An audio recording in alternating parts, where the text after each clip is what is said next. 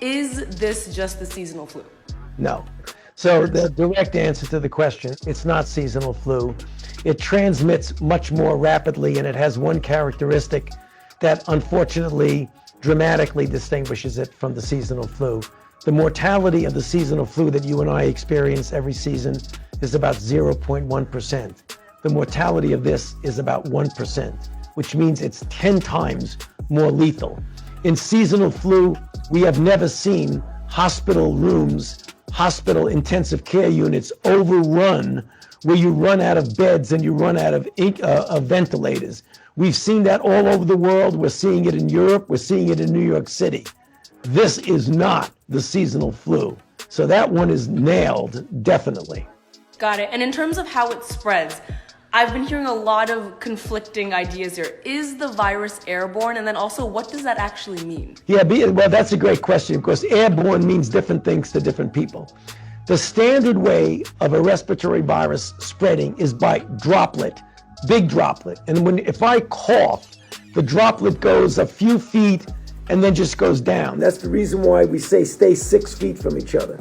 When something is airborne, that's misleading. It's what's really called aerosol, which means that when the virus comes out of your respiratory tree, it's in a droplet that's so small that it doesn't just drop to the ground. It can hang around for a period of time, several minutes, usually more than that. It isn't like, 5 hours. I mean, measles can do it for 2 hours, but measles is the worst of that, and this is not like measles. So there probably is a small degree of aerosol, but mostly it's droplet. But the other thing that people don't pay attention to when they're focusing on airborne versus droplet is your hands and what you touch. People continually touch their nose and their mouth. They shake hands with people. They grab a doorknob.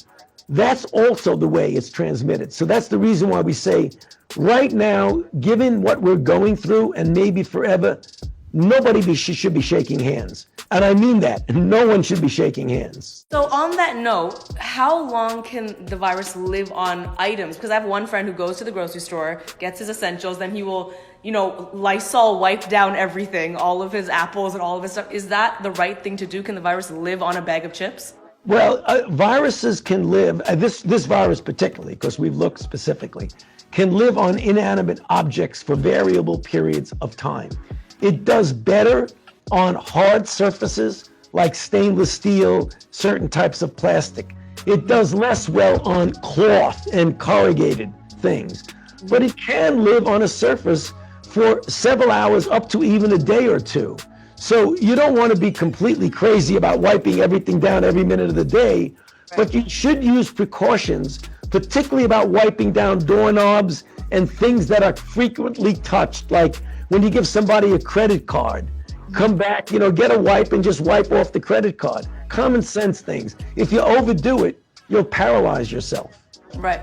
Okay, is it true, because I've read this a lot, is it true that the virus struggles to live in hot climates?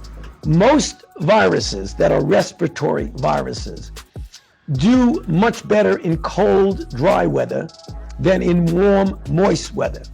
For that reason, the very classical seasonal viruses like influenza, we're getting to the end of our influenza season now, or even coronaviruses that are the common benign coronaviruses, tend to go away in the summer and come back.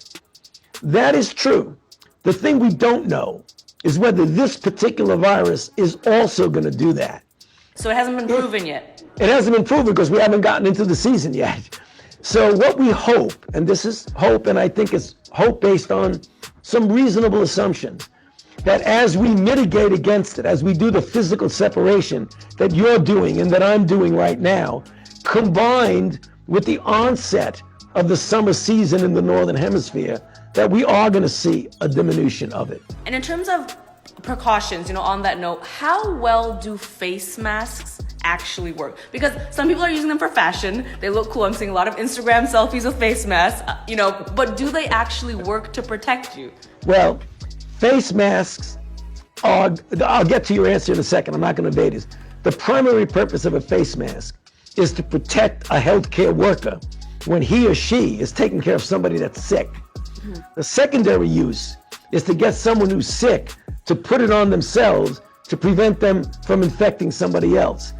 Other people who want to protect against getting infected in society, they can use face masks. The reason we didn't recommend it early on is we didn't want the supply of face masks to be used for people who didn't really need it when the physicians and the nurses and the healthcare providers who needed it weren't getting it.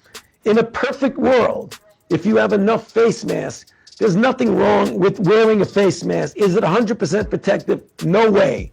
What is it? Estimate, maybe 50% or so, and that's merely an estimate. There's some degree of protection, but it isn't a completely protective against the transmission. Right, and I know there's a type of face mask called the N95. I don't know any specifics around it, but I know that's the one that's supposed to be the legitimate one that healthcare workers are supposed to be using. But I did read an article saying that some hospitals in the USA are using the same mask for a week because of shortage of masks. Do those masks expire? Are you supposed to wear for X amount of hours? The concern is not the expiration over a week. The concern is if you wear a mask and then someone coughs and you have droplets and virus there, that if you keep wearing it the next day, the virus might still be there and you can infect yourself. So it's less that the mask physically expires than it is you're reusing a contaminated mask. That's the problem. So generally you should, if you're a healthcare worker, you should be switching it out, but there's a shortage of supply. Exactly, and that's where you got to balance the risk with the benefit. So the number one panic text I keep receiving, and I'm sure everyone at home can relate, I've gotten so many texts about this, is just about the accuracy of cases. And now this is not to incite fear into anyone, it's honestly just to prepare and give accurate information, but a lot of people say that we don't know the actual number of cases in the US, and it's way worse than we're being told. Can you speak to this a little, about the numbers and the accuracy? Okay, so the fact is, in the United States, since we are just in the beginning of this ramping up of testing, we don't know the denominator of the number of cases. We're rapidly learning it more and more, because what you do is you do sentinel testing. You get people who come in for flu-like symptoms that may or may not have coronavirus, and you test them. And the latest number, you find out about 10-14% of them have coronavirus, which means that 86% to 90% don't have coronavirus. But the issue is that, I think the point that you're getting to, which is important, is that there are a number of people out there who are without symptoms. They feel well, but they're infected. Those are the ones that you're concerned that they're going to inadvertently pass the infection on to someone else. What percentage of the totality of the coronavirus infection is asymptomatic? We don't know. We don't think it's a vast, large percentage. We think it's relatively small. But I say that with some trepidation because we haven't looked at it in an orderly way. Well, I appreciate that very transparent answer. On that note, a more positive, is there any vaccines or cures that you know of? And I asked this because I saw on Instagram, I was scrolling through Instagram, and I saw that, this is what it said, Canada has found the cure. Now, I also have a lot of Canadian friends. I am a proud Canadian, so I don't know if we're just biased and trying to be proud, but is there a vaccine or cure for this virus? God bless Canada, but they haven't found the cure, okay? So we had one thing going for us, no I'm kidding. Now, the situation is that we have vaccine, one and more coming online, that we started a vaccine trial a few weeks ago. I've been talking about this a lot. It's the fastest we've ever gone into human trials. Even that rocket speed, it's not going to be available for at least a year and a half. So there's no proven and effective vaccine, but we will have one if we get another cycle and we go through the next seasons. Number two, there are a lot of drugs out there that are being tested. The only way you can tell that a drug really works is to do the kind of trial where you compare it to something. It's called a randomized controlled trial. We have a number of interventions that are currently being looked at in that auspices of a trial. There are a lot of claims that there are drugs out there that are approved for other things that are knockout drugs that work. That's anecdotal information based not on scientific evidence, but based on a lot of stories that this may work or not work. And that's where your friends are coming in and saying, oh, we heard there's a drug that really works. There is no definitively proven drug that is effective against this disease. On that note, I also had, and This might have been one of my Indian undies that said this to me because it sounds like it, but vitamin C can ward off the virus, I've been told. Well, vitamin C is a good antioxidant.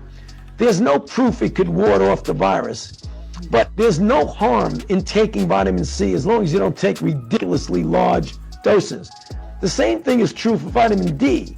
Many people around in our society are vitamin D deficient. You get it naturally from sunlight. Often we don't get enough sunlight.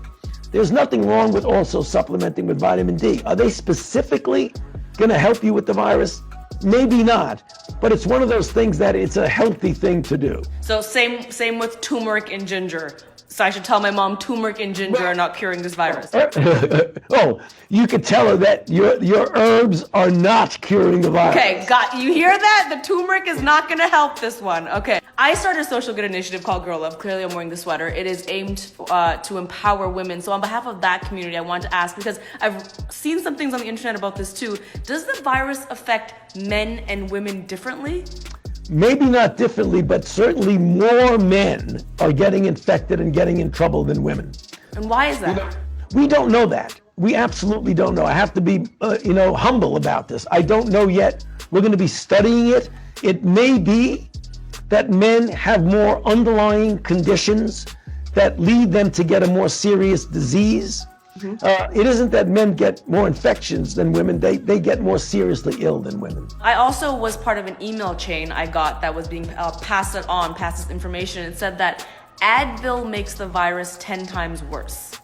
Can you speak to that?